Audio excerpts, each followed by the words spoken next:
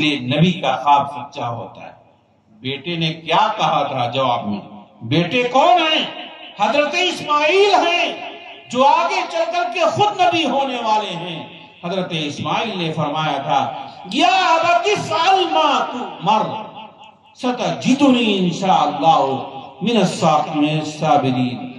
اے ابا جان، آپ کو جو حکم دیا گیا ہے آپ کر گزریے، آپ مجھے صبر کرنے والوں میں پائیں گے۔ حضرت اسماعیل کیا کریں؟ ما تؤمر، جس کا آپ کو حکم دیا جا رہا ہے وہ یہ نہیں کر رہے اے ابا آپ تو خواب ہی میں تو دیکھے ہیں، خواب میں دیکھی ہوئی بات کیا صحیح ہوتی ہے؟ نہیں، وہ جانتے ہیں کہ میرے باپ حضرت ابراہیم نبی ہیں اور نبی کا دیکھا ہوا خواب سچا ہوگا، اس لیے انہوں نے کہا اے ابا آپ کو جو حکم دیا گیا ہے آپ کر گزریے۔ لہذا اس خواب کے مطابق حضرت سیدنا اسماعیل علیہ السلام کو حضرت ابراہیم نے لٹایا اور لٹانے کے بعد چھری چلایا۔ چھری کا کام کیا ہے؟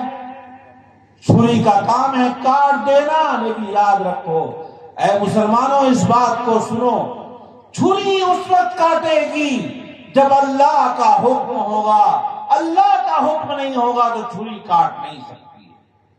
لہذا اللہ کا حکم نہیں ہوا کہ اسماعیل کی گردن کٹے، لہذا چھری کاٹ نہیں سکتی۔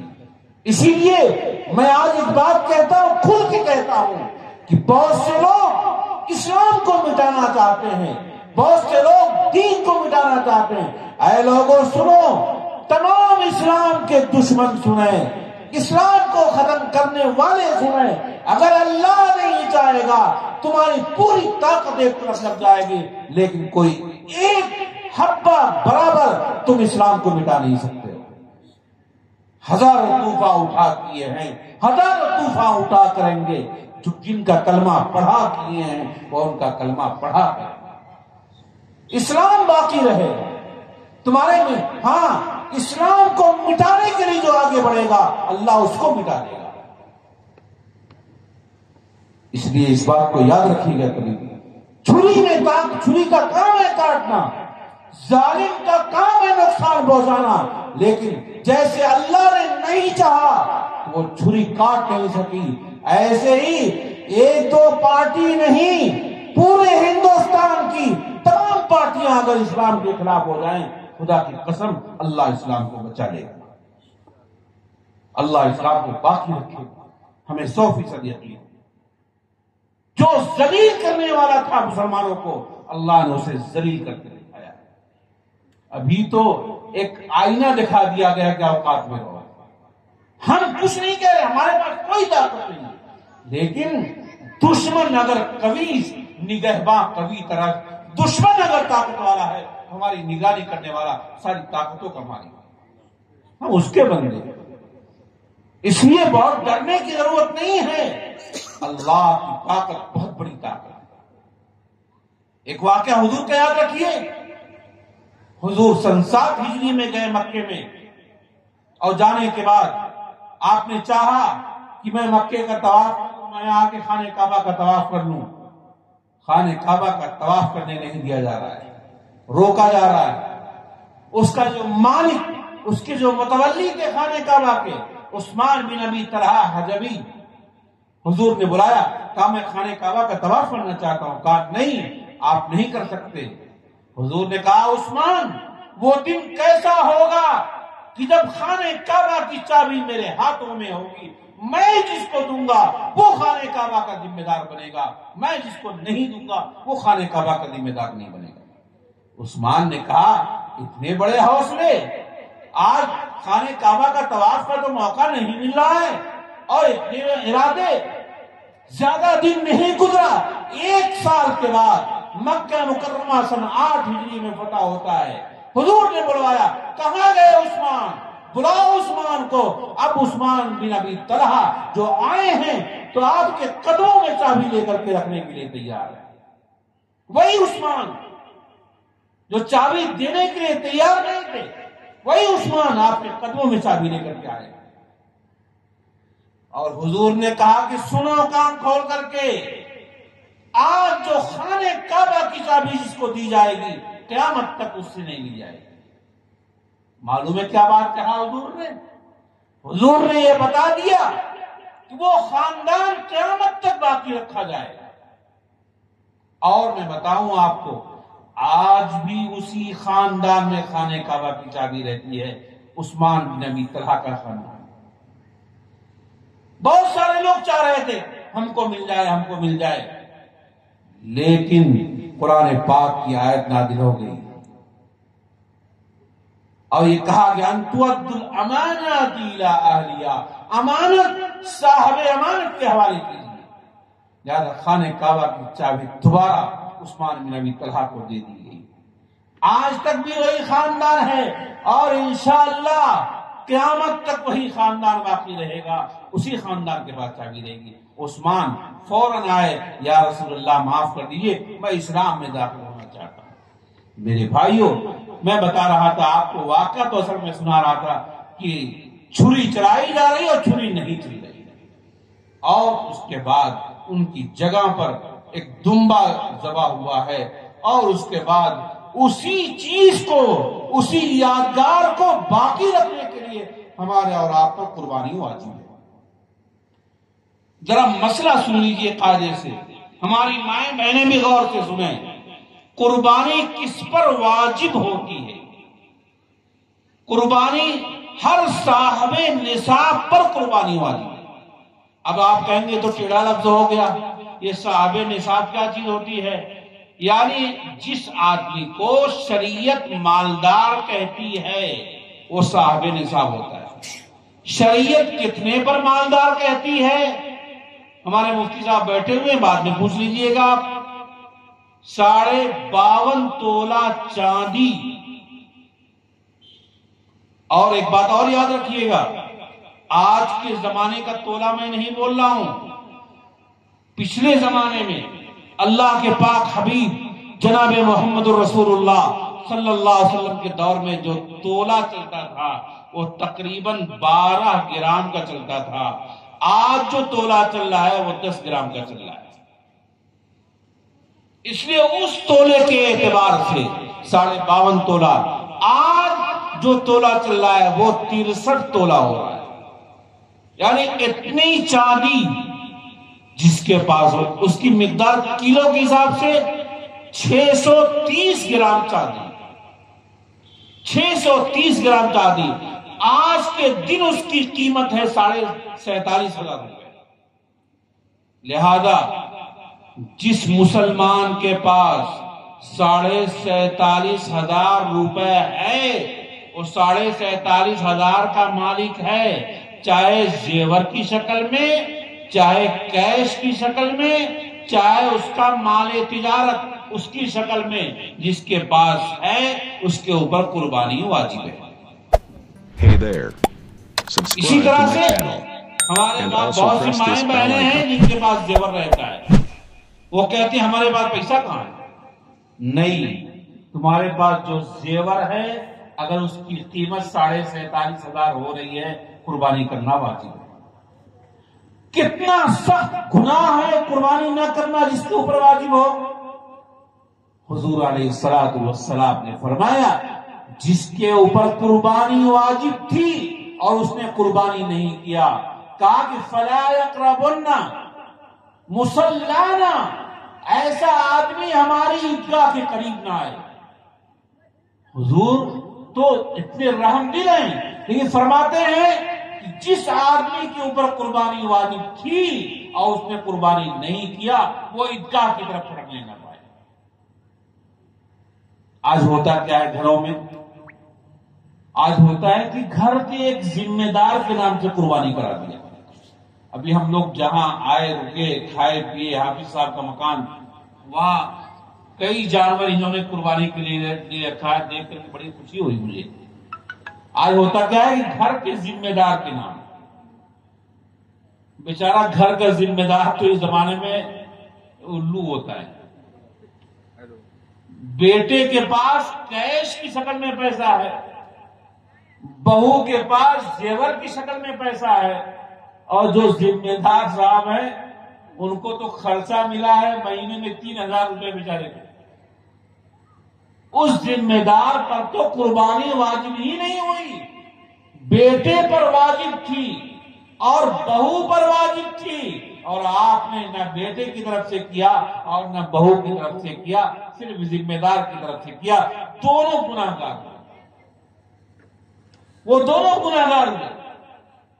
اگر آپ ابا کی محبت میں ان کی طرف سے کرنا چاہتے ہیں اچھی بات کیجئے، سعادت مندی کی بات ہے، لیکن جس کے اوپر واجب ہے اس کی طرف سے ضرور کیجئے.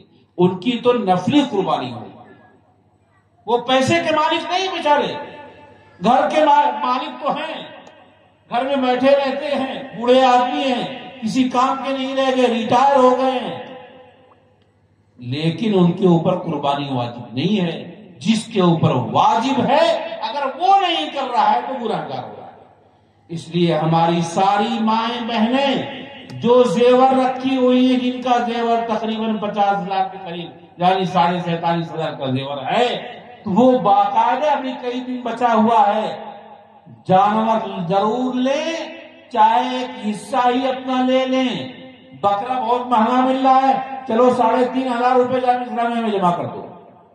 جامعہ اسلامیہ میں قربانی ہو رہی ہے، اجتماعی قربانی، 3,500 روپے آپ جمع کر دیں گے، آپ کی قربانی ہو جائے گی. لیکن کوئی ایک آدمی اس گاؤں کا ایسا نہ بچے جس کے اوپر قربانی واجب ہے اور وہ قربانی نہیں. وہی تو میں نے بتا دیا کہ کتنا سخت ہے معاملہ. جس کے اوپر قربانی واجب ہے اگر وہ قربانی نہیں کر رہا ہے تو حضور فرماتے ہیں کہ ایسا آدمی ہماری عیدگاہ کے قریب نہ آئے. ثواب کتنا ملتا ہے قربانی کرنے والے کو؟ جانور کے اوپر جتنا بال ہے گن پائیں گے آپ؟ آج سے لے کے قربانی کے دن تک گنیں گے تب بھی نہیں گن پائیں گے کہ آپ کے بکرے کے اوپر کتنا بال ہے. اللہ ہر بال کے بدلے نیکی لکھتا ہے، ہر بال کے بدلے نیکی لکھتا ہے. اتنی نیکیاں آپ کے کھاتے میں جمع ہو رہی ہیں. اس لیے قربانی کرنے سے کوئی ایک آدمی بھی ایسا نہ ہو جو بچے. مثال کے طور پہ آپ کے پاس گھر میں چاندی، آپ کی بیوی کے پاس چاندی ہے، سونا ہے، پیسہ نہیں ہے کیش کی شکل میں، آپ قرض لے کر کے قربانی کیجیے، ورنہ اسی زیور کو بیچیے اور قربانی کیجیے. یاد رکھیے گا ایک مسئلہ اور سمجھ لیجیے. اگر کوئی آدمی قربانی اور زکات میں کیا فرق ہے؟ صاحب نصاب جو ہے یعنی 47,500 کا جو مالک ہے، زکات فوراً نہیں دینی ہے. جیسے مثال کے طور پہ آج آپ 47,500 کے مالک ہوئے، اس وقت زکات دینی پڑے گی جب سال بھر رہے تب، سال بھر حولان حول جس کو بولا جاتا ہے. لیکن قربانی کے لیے مسئلہ وہ نہیں ہے. اگر قربانی کے ایام میں بھی آپ 47,500 کے مالک ہو گئے تو آپ پر قربانی واجب ہوگی، وہاں سال گزرنا ضروری ہے. اس لیے کوئی ایک آدمی اس گاؤں کا نہ بچے جو قربانی نہ کرے. ہماری مائیں بہنیں بھی کریں اور تمام برادران ہیں جو ہمارے بھائی ہیں یہ لوگ بھی کریں، شوق سے کریں. پورا بکرا نہیں لے سکتے ہیں، کہیں حصہ لے لیں، کسی کے ساتھ شریک ہو جائے، لیکن کوئی ایک آدمی ایسا نہ باقی رہے جو قربانی چھوڑنے والا ہو. اللہ کے پاک حبیب جناب رسول اللہ صلی اللہ تعالی علیہ وسلم نے ایک موقع پر 100 اونٹ کی قربانی کی، اور عام طور پہ حضور کا معمول تھا 2 جانور ذبح کرتے تھے. تو آپ 100 اونٹ نہیں کر سکتے، پورا جانور ذبح نہیں کر سکتے، تو کم سے کم حصہ تو لے سکتے ہیں. بہت معمولی بات ہے، 3,500 روپے کیا چیز آتی ہے.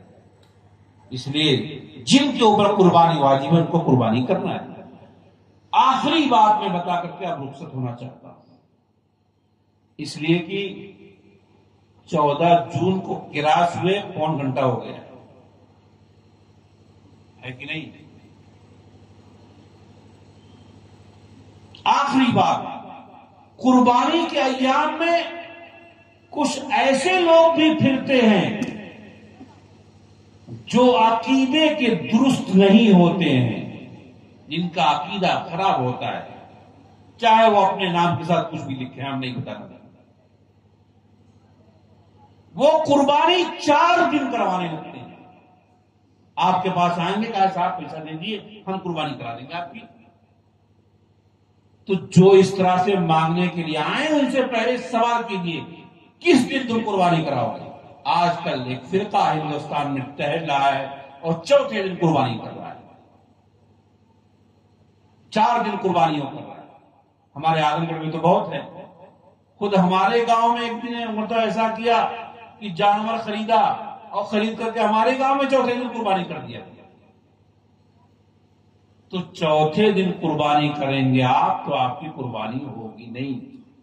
ہاں، اسی کی قربانی کر دیجیے جو کرانے آیا ہے، جو کرانے کے لیے دوڑ رہا ہے اسی کو ذبح کر دیجیے تو بہتر ہے، اس لیے کہ اس سے آپ کا پیسہ بھی نقصان کر رہا ہے، عقیدہ بھی خراب کر رہا ہے۔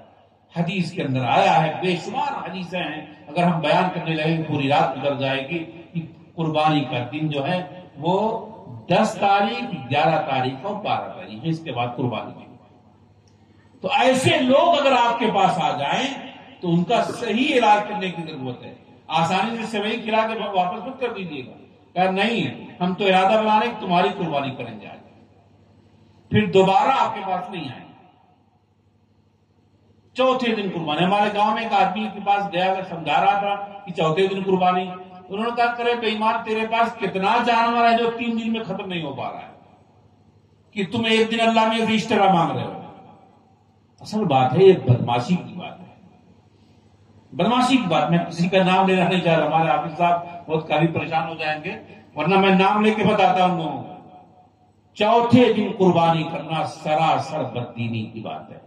چوتھے دن قربانی کے لیے جو کہے وہ گمراہ، جو اس پر عمل کرے وہ بھی گمراہ۔ یاد رکھیے گا، بہت سے لوگ چونکہ ہمارے نام کے ساتھ لگا ہوا رہتا ہے کہ منادر ہے فلاں ٹکا، وہ ہم کو دعویٰ کچھ نہیں ہے، لیکن اس لائن کا کام کچھ کیا جاتا ہے۔ ایک ہے اصلاح عقائد، ایک اصلاح اعمال۔ آپ نماز نہیں پڑھتے، اس کی ہم اصلاح کر رہے ہیں، ایک اصلاح اعمال ہے۔ آپ کا عقیدہ خراب ہے، عقیدہ آپ کا گڑبڑ ہے، اس عقیدے کی جو اصلاح کرتے ہیں اس کا نام اصلاح عقائد ہے۔ اور مزید اصلاح عقائد پہ بات سننی ہوگی تو جامعہ اسلامیہ کے محرم کے جلسے میں تشریف لائیے گا، انشاءاللہ وہاں آپ سلیقے سے باتیں سنیں گے۔ بہرحال آخری بات جو میں نے کیا ہے وہ یہ کہ چوتھے دن کے چکر میں پڑنے کی ضرورت نہیں ہے۔ کوئی کتنا ہی صافہ باندھ کر کے آ جائے، کوئی کتنا ہی لمبا جبہ پہن کر کے آ جائے، کہہ دو تمہاری بات قابل اعتبار نہیں، تم محمد رسول اللہ صلی اللہ تعالی علیہ وسلم کے دین میں دشمنی پیدا کر رہے ہو، خرابی پیدا کر رہے ہو، تم دین کے دشمن ہو، دین کے ہمدرد نہیں ہو۔ اللہ مجھے کہنے آپ کو سننے سے زیادہ عمل کی توفیق عطا فرمائے۔ وآخر دعوانا الحمدللہ رب العالمین۔